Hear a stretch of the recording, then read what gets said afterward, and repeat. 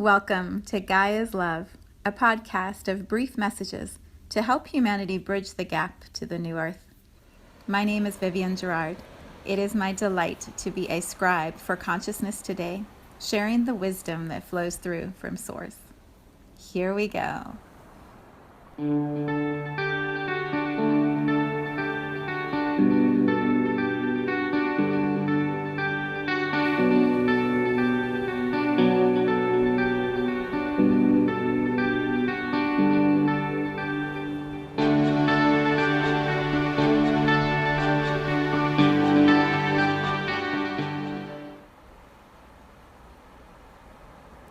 Episode 335.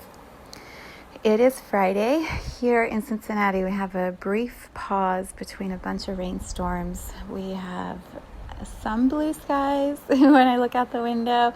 There's sunshine kind of peeking through all of the clouds, and everything is soaking wet. We have been rained on for a few days straight, and it looks like we're going to have rain off and on for at least another week. So, yeah, the good news is it's really warm. It's 65 degrees. So I went outside and did a run right in the midst of the break of the rain and was able to reconnect with the trees and breathe the fresh, warm air and just have, like my running shorts and a shirt on. It wasn't even layers. So I am very grateful this morning for this beautiful gift of being able to be outside and comfortable.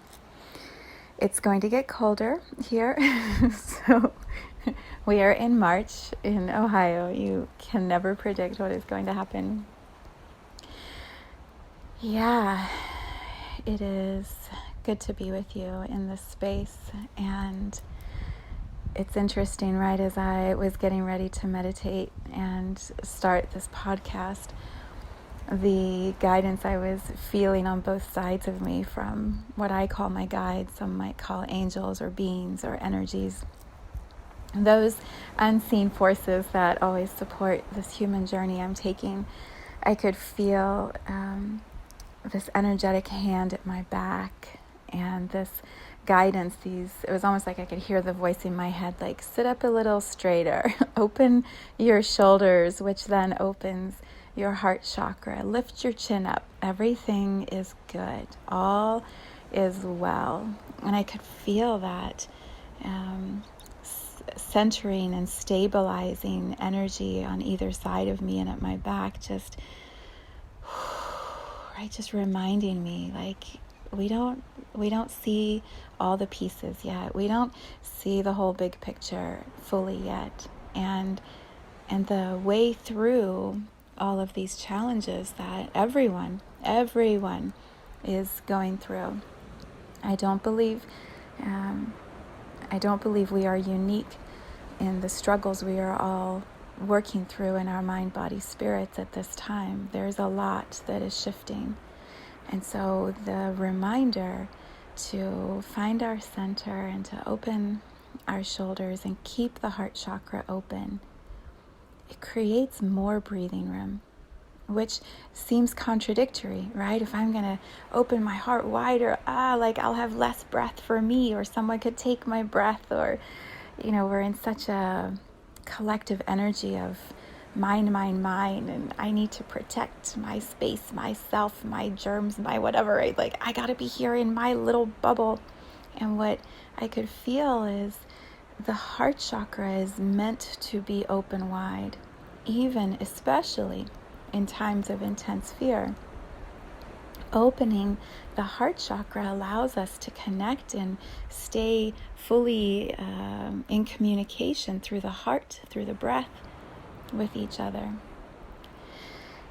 And closing down may feel smarter or more logical. Protecting may feel like the highest choice in the moment. And maybe it is physically, with germs and being in our quarantined areas so that we don't spread viruses. And energetically, it's the opposite for the heart chakra. Open wider. Allow the love to move through you. Allow yourself to feel your own love. That feels like one of the biggest shifts we're going through right now.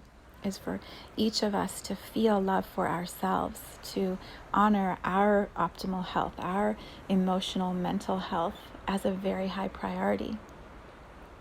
And as we feel this greater love for ourselves, we are more resourced. We have so much extra love inside of ourselves that it's easier to then share it with other people around us. And so I meet you here in this space that is called Gaia's love, Earth, Gaia's love for all of us. I meet you in this space with my heart very wide open, knowing all is well. All is well, even when we don't know exactly where we're going or what it looks like or what's going to arrive next. You know, we tend to brace ourselves when we believe there's an accident, an imminent accident, or something, the shoe is going to drop, something awful is about to happen. And so we just keep bracing and preparing ourselves for more bad news. Breathe, exhale, let it go. Let the fear of that go. Because a few weeks ago, at least here in the United States, I don't believe we all knew we would be in this position. And yet here we are. We're still breathing, and we still have our heart chakras open. The sun is actually trying to shine. There is still plenty of air for all of us to breathe. We're alive, we're here. We have community around us. Many of us have more food in our houses than we've ever had in our lives. We're so resourced. We are more connected technologically than I believe we ever have been. There are so many more concerts and videos and yoga classes online and beautiful messages and funny, joking, hysterically crazy, silly things that are being shared. I didn't even have the words for what is available right now. There's so much good that is being emanated out into humanity. And a few weeks ago, we wouldn't have believed that that could be possible. Yet here we are, and we're okay. So bracing for something else really isn't going to serve. It doesn't do us any good to worry about anything else that could arrive in this moment, because right here in this moment, we're okay. Right here in this moment, we're breathing and we're listening to each other and we're talking and communicating, and energy is flowing from my heart to your heart to the other hearts around us. We're okay. So that's how we begin, with this beautiful reminder from my guides to me. Chin up, shoulders open, straighten up your back. You've got this. You've got this. It's all well. And from that place, we are steadier. Our energy flow can tap back into the earth. We can remember that our feet are planted here on this planet, that this earth is still, no matter what's happening in our minds in this reality we're all creating, this earth is still moving around the sun. We still have day and we still have night. And we still have temperatures changing, and we still have weather moving. The planet is just doing her thing. It's humanity that is in such an uproar. So when we can remember to plant our feet on the earth and be like a tree, be like a tree today. Put your feet on the earth today, this weekend, next week, like as often as you can. Just remember when we were children. I don't know if you did this, but clearly we didn't have video games when I was a child. We would stand outside and we would pretend to be invisible. I don't know if you ever did that. We would hide behind a tree, but our arms and legs were sticking out because it was like a tiny little pole of a tree. And pretend to not be seen. Be like a tree. Imagine, just step outside and imagine you are like the biggest tree in your garden, and just match the energy of the roots going down into the earth.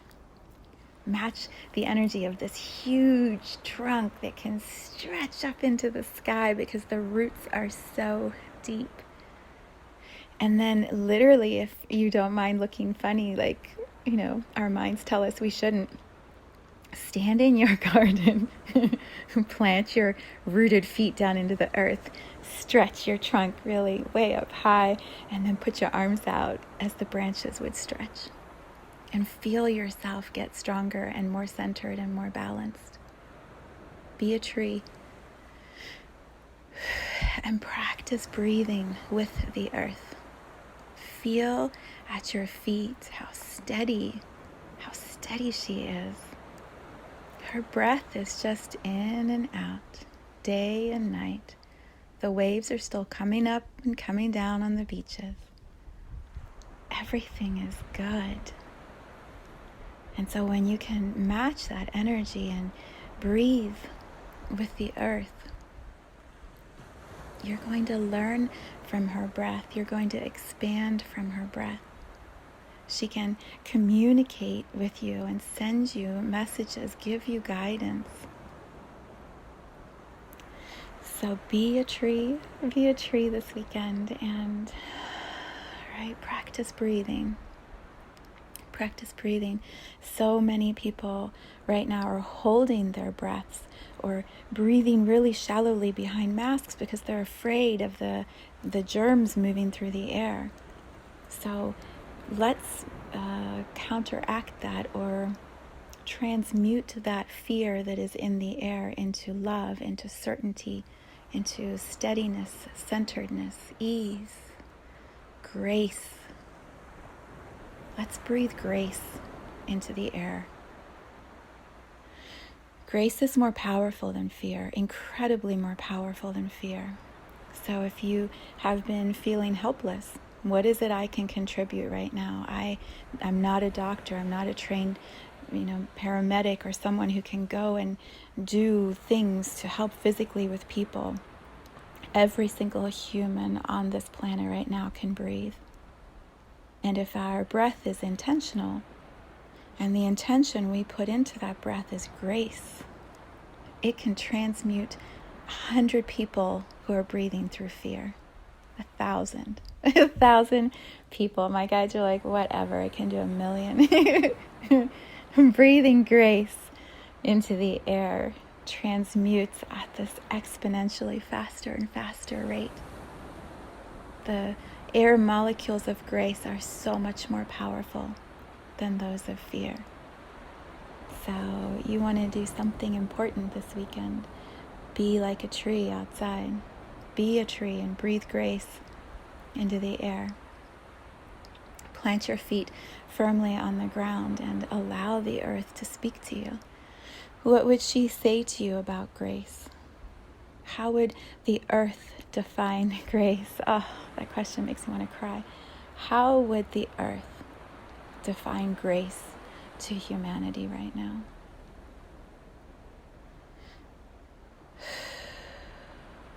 She allows us to keep breathing. She continues her orbit around the sun and allows us to have this experience of transformation. She holds this incredible, powerful force field of energy so that we as souls in these fragile little human bodies can play with ego where we believe we are so big and powerful. Grace is this earth allowing us to come and play here in her space. That is grace. So when we connect like a tree down into the earth and we breathe grace and we ask for the earth to run grace through us into the breath and out into the air, we are like the trees. I believe the trees are breathing grace every day. They are looking at us and wondering what these silly human figures are that think they are so powerful. Oh, if trees could talk, they would share so much with us, wouldn't they? Okay, so there's your assignment for this weekend. And I encourage you, if you claim time this weekend to connect with the earth in this way, post your pictures, change the stories, change the conversations that are happening on social media. Talk about what grace means to you. Talk about breath, what breath gives us as humans in this journey. Talk about your connection to the planet, to this beautiful home that we inhabit of Gaia Earth. If you post pictures of trees or flowers or plants or sky or anything connected to the energy field of Earth, hashtag it with the movement we started last year. I am here, Gaia. Or maybe it's now. I am here now, Gaia. I didn't write it down. You'll have to look. It's on my website. Sometimes my mind goes white in the middle of the podcast. I'm like, what is the movement called? I am here now, Gaia. I think it's I am here now, Gaia. When you hashtag that line, whichever one it is, you will see pictures of other people connecting to this planet with that same intention of gratitude, of grace. And so that can be a movement we expand together, reconnecting in ways that are very intentional and high vibrational, that elevate the conversations so that we're not conversing about fear. We're conversing about presence, about our planet, about community, about purity, breath, grace, all these words that I keep sharing. The conversations can begin to shift. All right, the title for today, I wasn't aware we were going to start with all of that, but that is how these podcasts flow for me. The title for today is Unwinding. And when I looked up the definition right before I started recording this, it said to, like a clock, to unwind, to move backwards, to unravel in a sense. And the secondary definition said something about wound up, being wound up, which is typically a phrase we associate with being stressed, being overwhelmed. They're so wound up. They're so tightly wound. The energy system of that human is so intense because there's just there's no room, no space. They're wound up inside of themselves. Sound familiar? Anyone you know? Oh, it's so nice when we can laugh at ourselves. I believe a lot of what is possible during these times that are so very confusing and turbulent and dynamic. What is possible is that we can have more space, more time in our schedules than we've ever permitted ourselves before. And in that spaciousness, we can begin to unwind some of the beliefs and the schedules and the commitments and the limitations that we have imposed upon ourselves and that we have allowed others to impose upon us.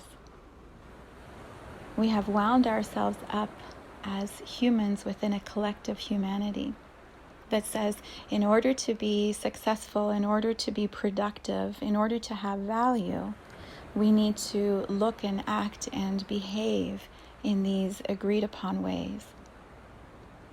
And so we've all bought into this winding of ourselves into tight little knots.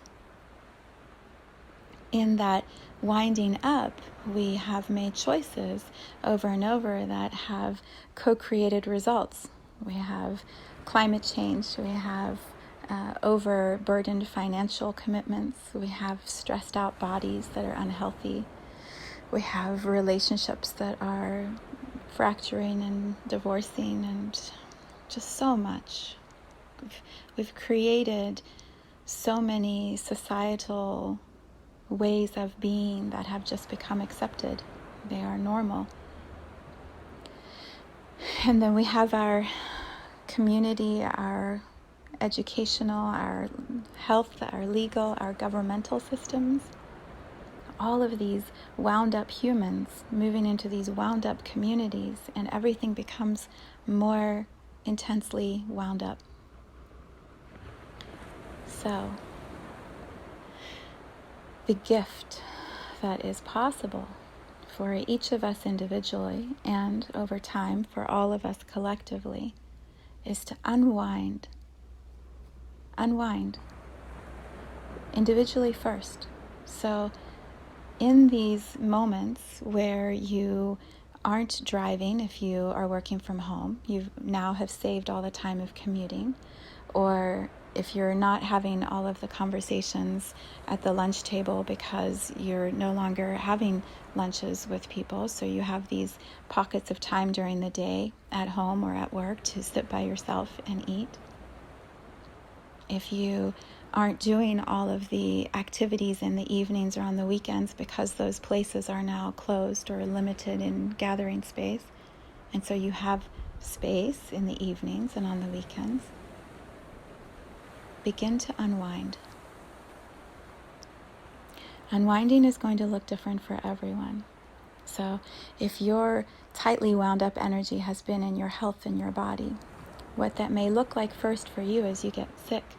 You have illness because your body is trying to talk to you and tell you where you're out of alignment. And so follow the process. Trust what your body needs. Sleep. Your unwinding may be sleep for a while. Your unwinding may be changing the foods so that your body can recalibrate, restabilize. If your wound up has been in your mind, then what may happen first is your mind may give you headaches or exhaustion, or your eyes may get blurry or tired. Your ears, you may not be able to absorb as much through your ears because your mind is full. Your mind is full, and so it wants to unwind and it just wants quiet. Or maybe you begin with less of the chatter and the noise and the talk shows or the talk radio or the constant feeding of information in through your ears. Maybe you start to shift that, and it's music or nature sounds, or just going for a walk outside and listening to the wind. It may be the voices of the people you love the most who you haven't had time to truly listen to. Maybe this is when you get on the phone and you call your parents, your siblings, your friends who you haven't spoken to in great depth for a while, and you just listen to their voice. Share your voice from the unwinding of the voice that is calmer and softer and quieter. Maybe there isn't as much talking, there's just sitting together and being grateful. The mind, as it's unwinding, is going to shed limitations or stories that no longer serve. I believe what is happening collectively is that we are only able to receive as much as our minds can handle in phases, like step by step. Our minds can handle a little bit, and then after a few days or a week, our minds can handle a little more unwinding. The word I was thinking of earlier was decoding. We are decoding our brains. If you imagine that there's a structure in place, that all of our minds are holding that structure firmly together, and some of the minds start to let go of little pieces of the structure. If everyone let go of all the structure at the same time, we'd have a massive collapse of the structure and everyone would cave in. It would be like it's the tower card in the tarot deck, where the tower caves down, and so there are all these figures that are falling from this tower. If we were to all let go of all reality at the same time, our minds would not be able to absorb the shift. It would be too dramatic, too far from one place to the next place. And so as a collective humanity, we are doing it in small phases. It's incredibly rapid when you pull back and look at a few weeks, a few months, how much has shifted. But in the moment, if we are just being present in the moment, we are letting go of, decoding little by little so that we can handle the shift in our reality. Yeah, when I was thinking of decoding, I'll try to share this in a way that I hope I translate fully.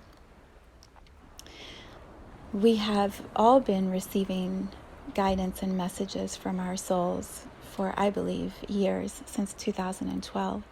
There have been messengers and the word that came to mind is prophets who have been preparing us for a massive shift. They have been telling us that these changes are going to arrive. And yet, our minds can only receive or handle what they can receive or handle. And so we have, like Hansel and Gretel in the children's story, I can't speak, whatever the story is, the fairy story, the little breadcrumbs that are dropped through the forest by, I think it was Gretel who did that, dropped through the forest so that they would be found when they're taken to the witch's little cottage, right? All these little breadcrumbs were dropped. And I believe we have been all gifted lots of little breadcrumbs. And so those who are guiding us are further ahead enough to be able to show us, this is the way, this way, this way, this way, create this, do this, and follow this.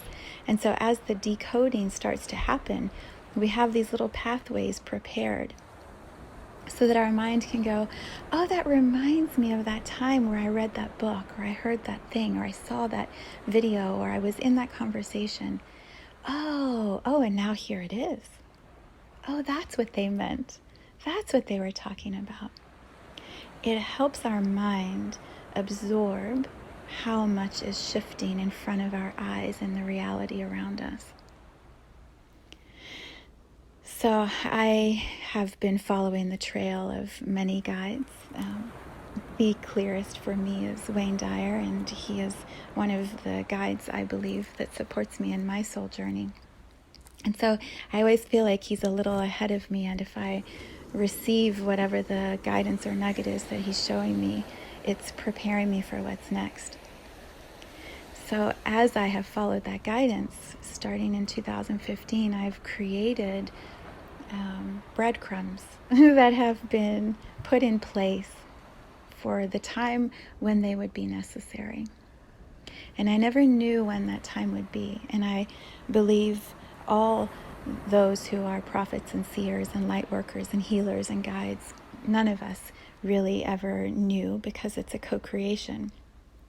We've felt that something is shifting or arriving, but when we are all co-creating together, one person doesn't have the definitive time, because all of us are putting our energy into that time together. And time is this curious morphine thing that is one of the deconstructions that is happening right now. We are decoding time because our schedules are not what we thought we could control, not what we thought they would be. And so everything is shifting. So when I was reflecting this morning on this idea of decoding and breadcrumbs, I started to think about what breadcrumbs would most serve those who are meeting me in this moment right now. So if you are listening to this, when you are listening to this, you are ready for the breadcrumbs, or you wouldn't be called here. Your mind wouldn't allow you to be in this space to receive this message. So the breadcrumbs that I offer you, I had to write them down because I didn't want to get them wrong. The breadcrumbs are books. They are books that I have written starting in 2000, I think it was 17 was the first one. I think time is a curious thing. I have written 4 books. The first 3 are the One Day series and One Day My Soul Journey. You can go back to Gaia's Love podcast number 17, and in that I read the first 2 chapters of One Day My Soul Journey. And then you can go to Gaia's Love 193, and in that I read the 3rd chapter of One Day My Soul Journey. And in those chapters, I describe the creation of this force field, this planet that we call Gaia, and then what the role is of humans within that planet and how we co-create, what that looks like. And what happens as consciousness starts expanding, as we move into the shift that is absolutely happening right now. The great transition, the great change, the shift of consciousness, it's happening right now. And so how do we walk through that? These audios that I recorded in Gaia's Love of me reading those first 3 chapters will give your mind something to hold on to decode, to unwind. And you'll feel for yourself what's true and what isn't true. What do I believe in or agree with, and what do I not? And then it moves you along your path. It's a breadcrumb that takes you to the next breadcrumb.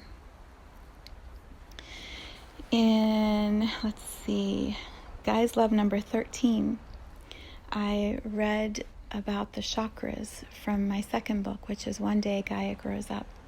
And I describe the energy centers and how energy moves through our physical body and what the flow of energy is meant to be. When our mind is trying to understand a physical reality that is allowing in more light, allowing in more energy, the physical body can lock up and tighten because it's not quite sure what is happening. And so the physical symptoms trap us into this feeling of being out of control, and our mind agrees and says, yes, everything is out of control. The body is not doing what I want it to do, what it's supposed to do.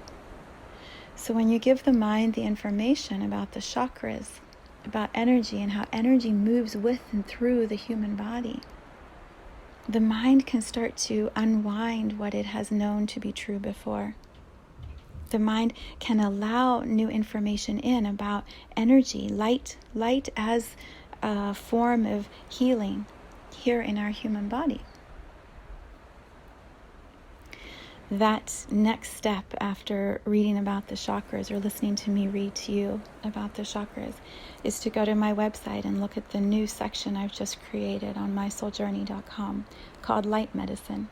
You can literally watch it as it's being built and taking form through my consciousness. I am doing the building of that site live. So as I add, you see it being added. As I create more, you see it being created in front of you.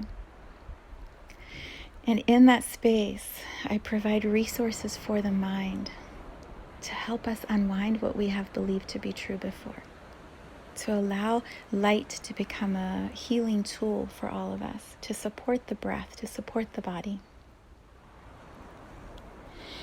And then in Gaia's Love podcast, there are 3 more breadcrumbs I would point you towards if you have not yet listened to them. Episodes 251, 252, and 253 are about Source, Gaia, Earth, and humanity. And in that, I share my reflections about what is happening. What is happening here in this force field that we call Earth, Gaia? What's the role of humans? How do we reconnect to Source? And what happens when that shift happens? What will it look like or feel like? These are giant breadcrumbs for you. And your mind, as you listen to that, will receive what you're ready to receive, and it will provide that sense of centering and steadiness and stability within you. So that when the external chaos feels intense or the decoding around you seems to be really bumpy, you can come back to your own center within. You can relax your muscles and you can remember, oh, that's right. That's right. I heard that. I read that. Oh, that's right. We're just moving through this shift. That's all this is. What's my role? How do I contribute to this co-creation from the highest possible way? So, the body, the mind, and then there's the soul. I wrote on my water bottle yesterday. I have a Wonder Woman water bottle.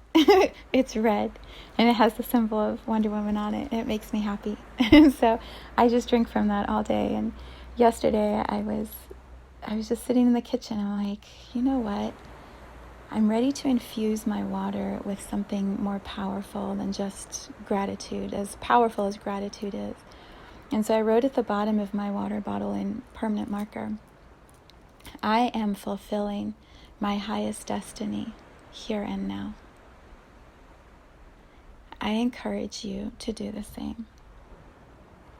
To allow your soul to become the most powerful force that is moving through you in every choice you make today, this weekend, next week. To give your soul permission to become the lead in the mind-body-soul combination. Allow your voice of your soul to become louder within you so that you trust your own guidance. More than anything I say or anyone else says, you are so in sync with yourself. Your synchronization is so beautiful that when your soul whispers something inside, you hear it and you honor it and you do that thing you are guided to do. That's the highest place of co-creation possible right now. The voices around us, I believe, are going to get louder for a little while. There's more voices, more emails, more chatter coming in because of the fear. As we start to listen within, decode, unwind within, and start to discern truth, the truth that matches our truth, and it may look very different for everyone. Is there one universal truth? I would say the only yes I would have to that is love. There's one universal truth, which is love. How each of us interpret that, that's our own unique truth. So when each of us is tuning into our own inner voice, our own knowing, the resonance of truth within ourselves, and our soul is whispering guidance, and each one of us is starting to trust that guidance, the voices that we become resonant with, or that we start tuning into more and more frequently, those are the voices of our tribe. Those are the voices that are pulling us together for co-creative purposes. Let me try and say this more clearly. Tribes are forming. So where you are right now, you already have your nuclear tribe. So for me, it's my immediate family, the people that I'm in immediate communication with around me on a daily or weekly basis. Wherever we have planted ourselves as this shift has arrived, that's the nuclear tribe, the beginning of our tribe. And what's going to happen as the fear starts to, it may rise first and then it may start to recede. I don't know, we're co-creating it, so we'll see what happens. But as the voices become louder, our inner stillness, our inner centeredness is going to allow us to tune into the voices that resonate most purely and clearly with what we believe to be our truth. So it like, to me, it looks like pods forming, energetic pods or gatherings virtually of like-minded truth groups, like-minded focus groups. And as these tribes start gathering, they may be small, they may become big, they may become huge. As they start gathering, there will be a clear focus on what is the purpose of this group that is gathering. What is it that we as a tribe are uniquely qualified or able to contribute at this time to humanity, to this co-healing that is happening of Source, Gaia, Earth, and humanity? Like, what is it we are all moving towards? I described in Gaia's Gifts, I didn't write that number down. There's a Gaia's Love podcast where I read chapter 14 from Gaia's Gifts, and in it I describe how we're all moving towards this singular moment. Our focus is going to become so laser. We are going to have such a specific direction in which we are moving. that the unique contribution these pods or tribes or gatherings will contribute will be so powerful, so impactful to the whole, because so many are focused on one specific thing, whatever that is. So maybe it's sound or music for one group. Maybe it's regenerative farming for another group. Maybe it's healing the waters of the oceans for another group.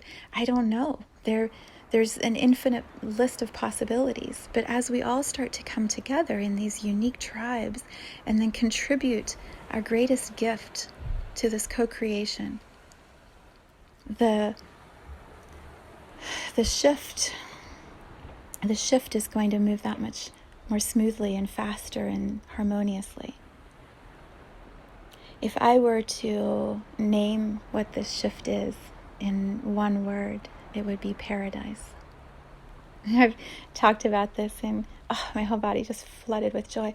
I've talked about this in so many podcasts and books and conversations. I absolutely believe that in this generation, my generation, now, the people who are listening to this now, we will live in a world, an earth that feels like paradise. And to get from where we are now to that is going to take harnessed energy, focused in deliberate creative contribution. Something so precise and so powerful, as many of us focus on it, that it flies us through transformation. It just powers us through massive growth and expansion. And that makes me want to cry, because it's real. It's a new reality, and we're all creating it together. And so we have to decode the old reality in order to build and create that new reality. There's another podcast that just came to mind that I did. It's called Gaia's Love, New Earth Architects. A great breadcrumb to listen to. What are we building? What is it that we are co-creating? When we contribute our very, very best, anything is possible. So, the soul has a lot to say. And as we unwind our bodies, unwind our minds, unwind the schedules and everything that's been locking us in the old way, allow room for the soul to breathe into your awareness, to whisper to you the magic that is being possibly created. I would say definitely created. The mind is like, we don't know. The soul is like, yes, we do. We are in a really incredible time of co-creation. And so it looks incredibly chaotic. Chaos and creation often are partners, correct? We know that. Science has confirmed that for us. So perhaps tune your radar to creative energy. Allow everything inside of you to start to unwind, to soften, to slow down. Follow the breadcrumbs that I shared here. Follow the breadcrumbs of the other prophets, guides, healers, intuitives that you have been listening to. When they no longer resonate, it's time for you to shift into another awareness, or allow space for more guidance to come. And so trust how your path specifically takes you through this time. There is no one way. There is no right or wrong way. There is simply you learning to discern for yourself what feels like this is my truth, and this expands my truth, and this further refines my truth.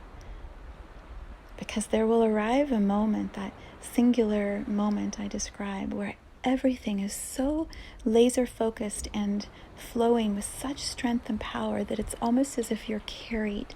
You're carried by love. You're carried by your own soul into whatever it is that you're co-creating within your tribe. You'll know, you'll feel it. You'll feel it, and it's bliss. It's sweet bliss. So that is where we are headed. And as we make our way from where we've been, where we are, to where we're going, breathe. Breathe. Honor your mind, body, spirit, and allow space for all of the healing that is going to be flowing. Okay, I am preparing for new moon circles to begin in about a half an hour, and I am right here sending you so much love.